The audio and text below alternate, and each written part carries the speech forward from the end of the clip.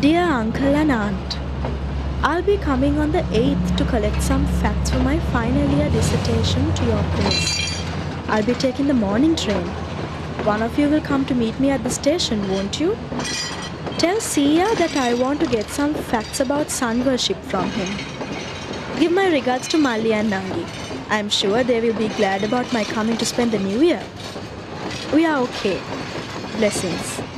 Loving niece, Pushpanjali.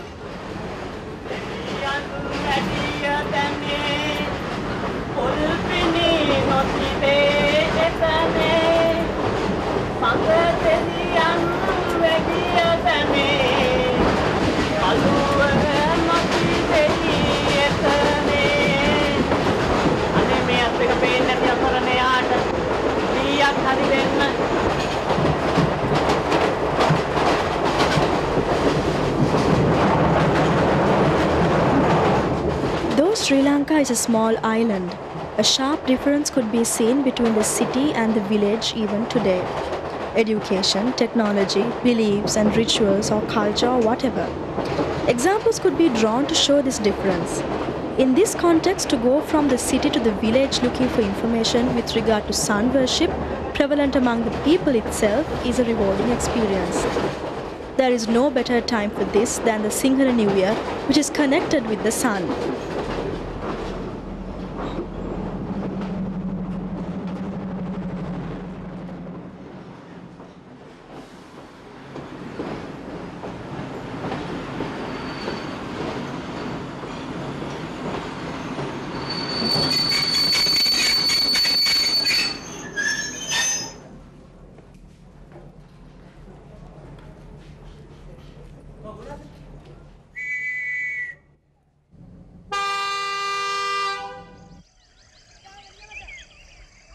Sinhala New Year, which dawns in spring, is really for the village children who enjoy it to the maximum.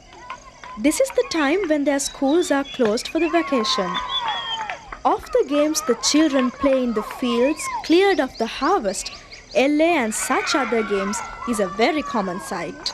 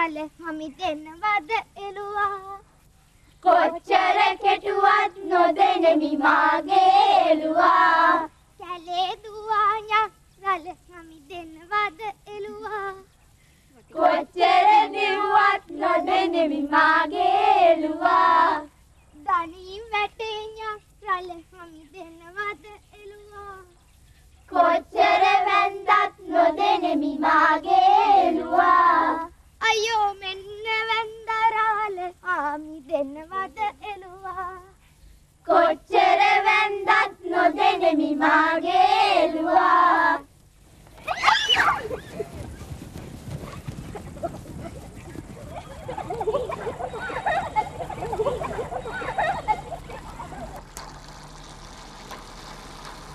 Sweetmeats have a very special place in the New Year.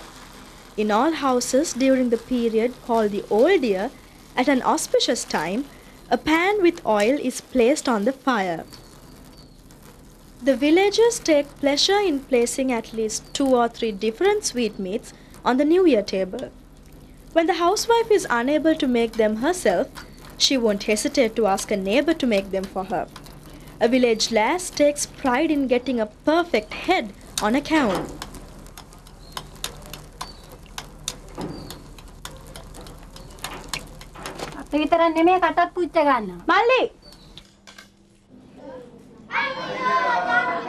Sinhala New Year games are played outside in the open and inside the house.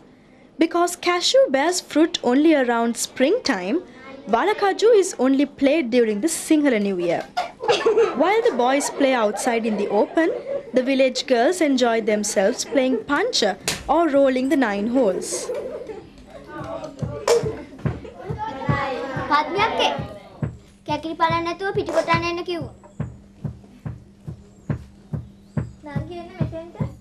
The day that the sun god ends his orbit round the zodiac is called the Old Year, and the day he begins the next orbit is called the New Year. In the ancient days, it was called Nakat Keliya, the festival of Nakat. Sinhala Siritvirit Sangrahaya, Professor D.E. Hettiarachchi.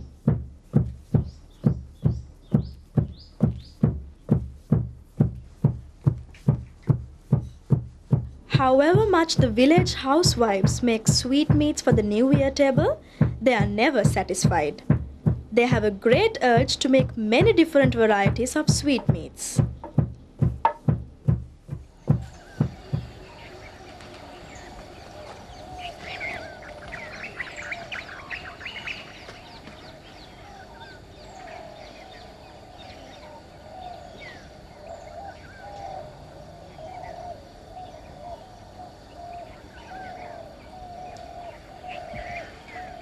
Mama. Uta, amma enna kiyanna?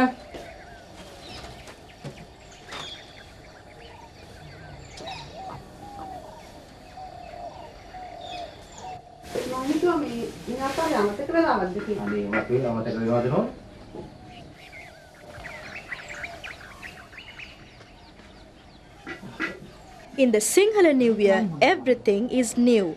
On that day, cooking and boiling of the milk are done in new pots.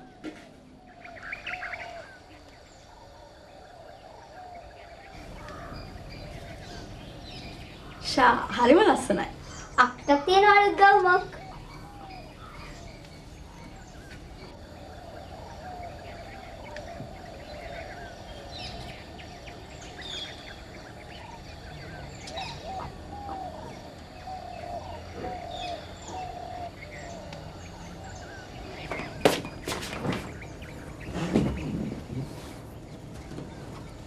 මේක මල්ලිගේ මේ අම්මා මෙන්න අක්කගේ එක Sha.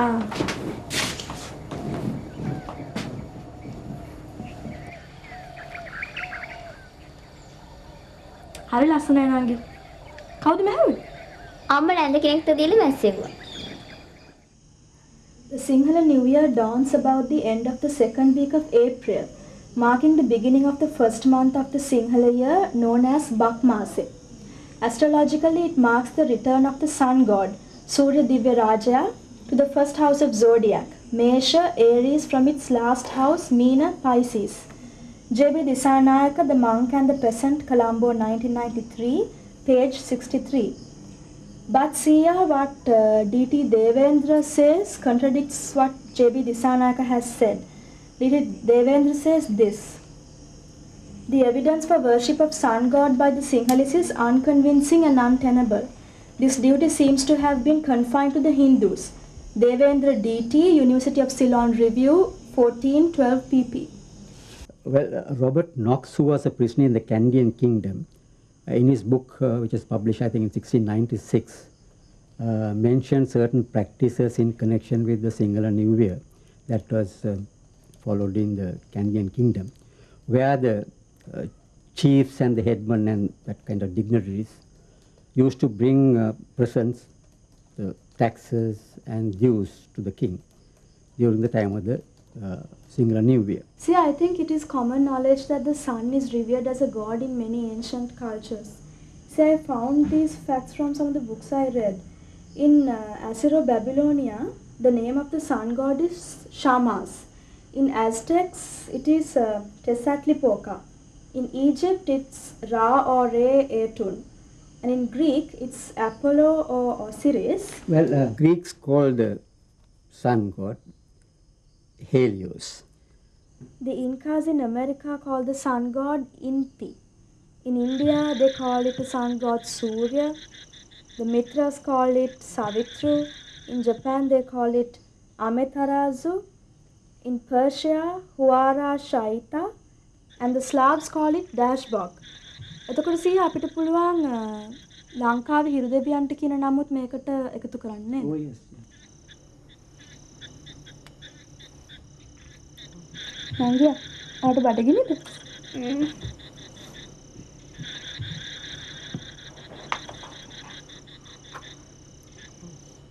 The spring festival of the Sinhala people starts with what is called the Paranavruddha, the old year, occurring on the previous day when a series of activities that mark the end of the previous period of 12 months is performed.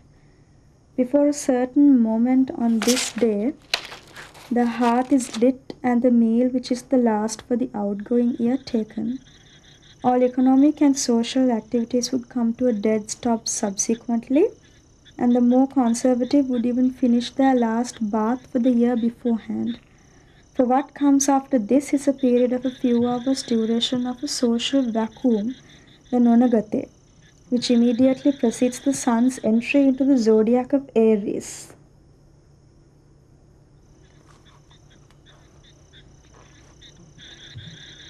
The transition period, when the sun moves from the zodiac sign Pisces to Aries, is not good for any worldly activity. It is a firmly held belief among the villagers. They finish their meals and douse the kitchen fires and cease all work before the transition begins. Whatever the length of the time of the transition, they refrain from all household activities, including eating.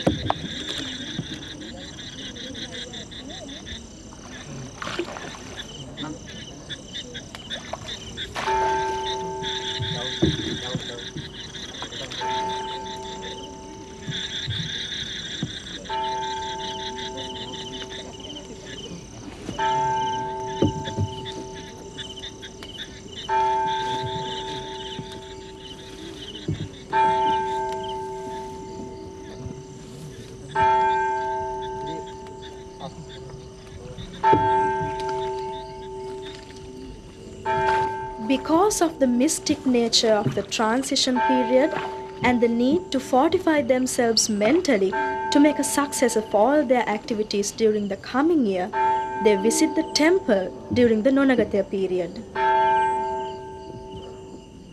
Even those who rarely visit the temple would not be reluctant to visit it to offer flowers and light a lamp.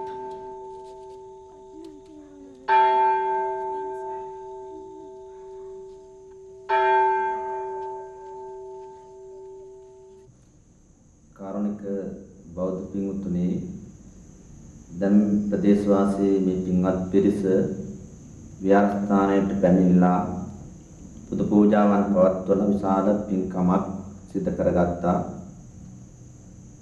Sinhala බෞද්ධයන් වන අප හැම දෙනාටම වැදගත් කාලයක් තමයි වසන්ත කාලය. ඒ වසන්ත කාලයේ අවුරුද්ද තාම වැදගත් වෙනවා. ඒ අනුව අවුරුද්දේ ආරම්භක අවස්ථාවට පෙර නුණගතය කියලා කාලයක් ඇති වෙනවා. ඒ නුණගතය කාලය කියලා කියන්නේ නැකතක් නොමැති කාලය. ඒ කාලේ අපේ බෞද්ධ පින්වතුන් සිදු කරන්නේ විහාරස්ථානට ඇවිල්ලා පුණ්‍ය කර්මයන් සිදු කිරීම. එම නිසා ඒ කාලයට පුණ්‍ය කාලය කියලා ප්‍රකාශ කරනවා. ලබන්නා වූ අලුත් අවුරුද්ද කරදර බාධාවන්ගෙන් තොරව ඒ වගේම ආගමික සිතුම් පැතුම් වලින් යුතු වාසනාවන්ත සෞභාග්‍යමත් අලුත් අවුරුද්දක් වේවා කියලා මා ප්‍රාර්ථනා කරනවා.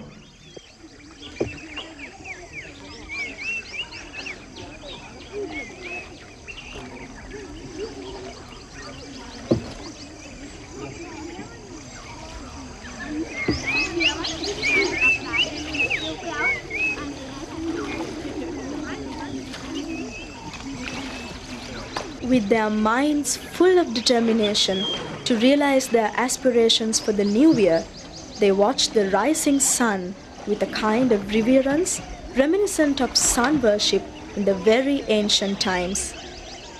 Their silent wish is perhaps for the new year to be one where they find fulfillment and success in their activities without obstacles and obstructions.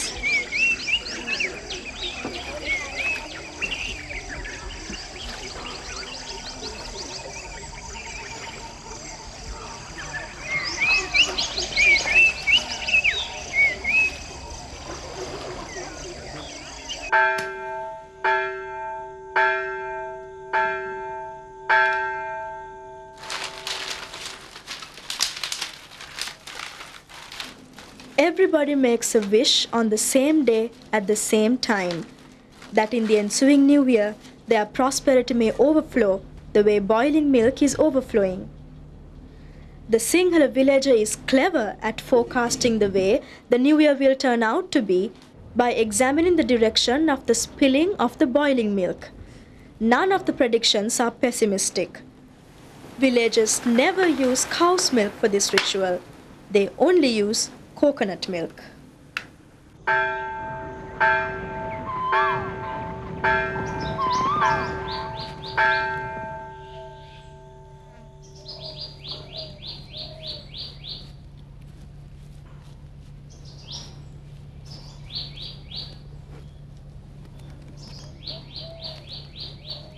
According to tradition, starting work for the new year differs according to age. Invariably, they begin on something that will be long-lasting in its beneficial outcomes. මොනරුන් දෙන්නෙක් පිල් විදහාගෙන ඉර සේවය කරතෙයි බිම ඉඳ ඉර සේවය කරතෙයි කපුටන් දෙන්නෙක් ඒක බලාගෙන කාක් කාක් කියතෙයි උඩ ඉඳ කාක් කාක් කියතෙයි. Those who had abstained from eating during the Nonagate now enjoy a sumptuous meal. The villagers who greet the elders and pay respects to them offering betel ask their forgiveness for omission and commission and lapses on their part during the preceding year. The elders bless those who offer respects to them. The coin received during the rite of exchange is preserved till the dawn of the next new year.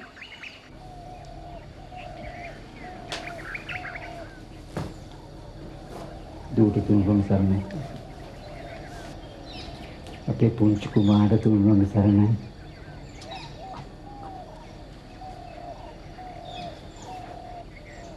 පුංචි පුතාට තුන්වන සරණයි.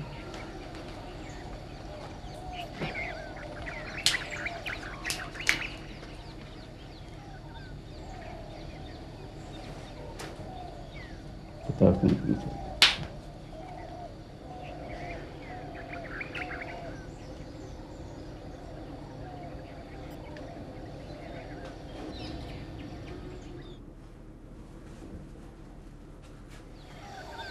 The exchange rite with the well is a fascinating one.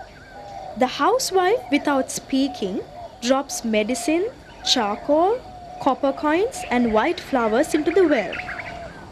Filling a small bottle with the water drawn from the well, she preserves it the way the first coins received in the new year are preserved till next year.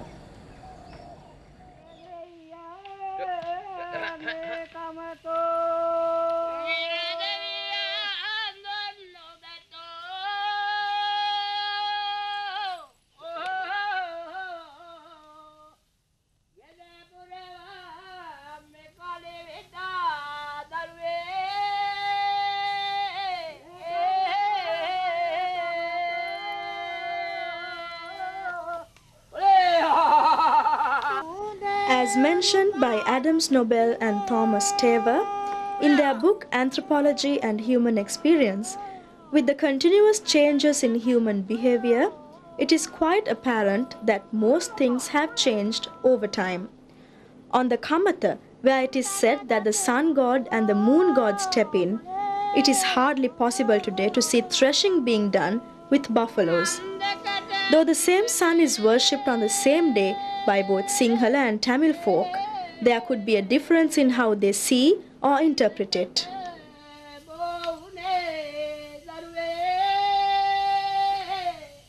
For the Sinhalese, whose way of life was based on agriculture, the new year dawns immediately after the granaries are filled with the gathered harvest. They know for a fact that the harvest they have gathered was with the help and blessings of the sun god. Because of this, they prepare themselves in the spring to offer thanksgiving to the sun god.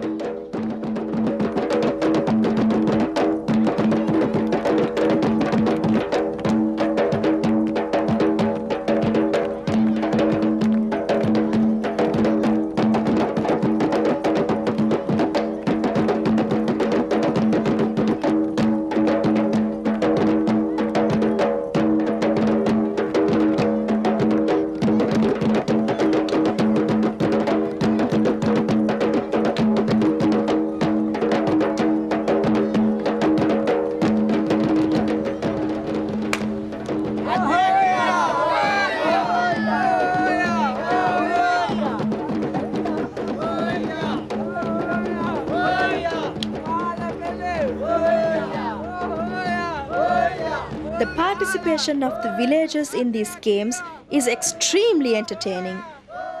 These are traditional sports of the villager, coming from generation to generation. These are not only games, they are part of ancient rituals connected with revering the sun as well as other gods.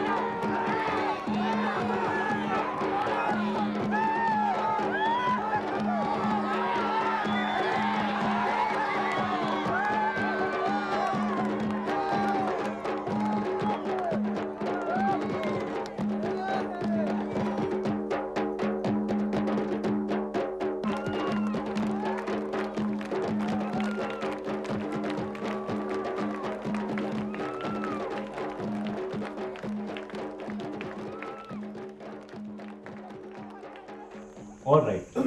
Well, now we'll see how this sun god worshipping penetrated into or sought its way into Buddhist teaching. Now, in the Buddhist teaching, it is mentioned in two places that sun worshipping has been done. One is in the Buddhist canon, according to the Buddhist canon. The other thing, Buddhist literature of 550 Jataka stories, the Swarna Hansa Jataka story, where once Lord Buddha in one of his previous lives was born as a peacock and paid homage to the sun god. Now, one thing should be made very clear. Lord Buddha never rejected or accepted any practice that was adopted at that time.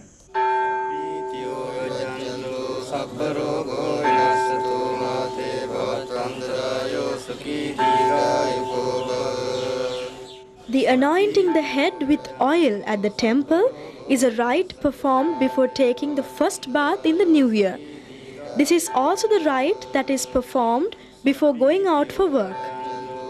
Though today an auspicious time is set to step out for work immediately after the new year, this may have been associated with the practice of going to Sri Pada as the first act outside home in the new year. The villager who did not migrate to city for work as they do today made their first auspicious journey to Sri Pada, both to worship the spot hallowed by Buddha's feet and to watch the sun itself paying obeisance to the Buddha.